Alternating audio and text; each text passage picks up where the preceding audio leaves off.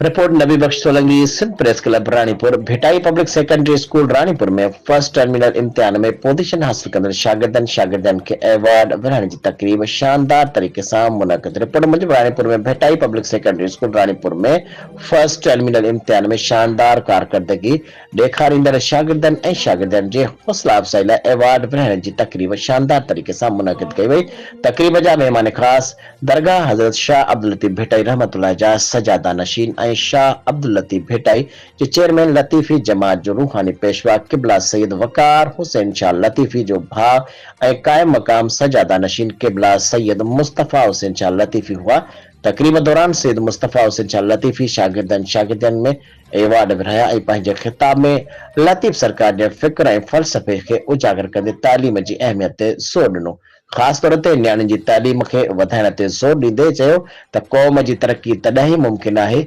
जॾहिं न्याणियूं बि इल्मु हासिल करे मज़बूत बणजनि ऐं स्कूल जे प्रिंसिपल सजावल दीन तुन्यो तरफ़ां महिमाननि जी शानदार आचा जॾहिं त सैयद मुस्तफ़ा हुसैन शाह लतीफ़ी प्रोग्राम जे शानदार जोड़ जॻह ते स्कूल जे एडमिनिस्ट्रेटर उस्ताद शौकत अली शेख जो पिणु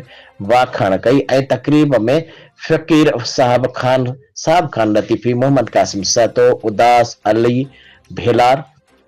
परवेद अली शेख उस्ताद सवार शौकत रज़ा समेत ॿियनि मोज़िज़ीन शख़्सियतुनि शिरकत कई। स्कूल जे एडमिनिस्ट्रेटर उस्ताद शौकत अली शेख चयो त तालीमी प्रोग्राम सां न सिर्फ़ इल्म जे वाधारे में मदद मिले थी पर ॿारनि जी हौसला अफ़ज़ाई पिणु थिए थी जेका मुस्तक़बिल जी रोशन नस्ल लाइ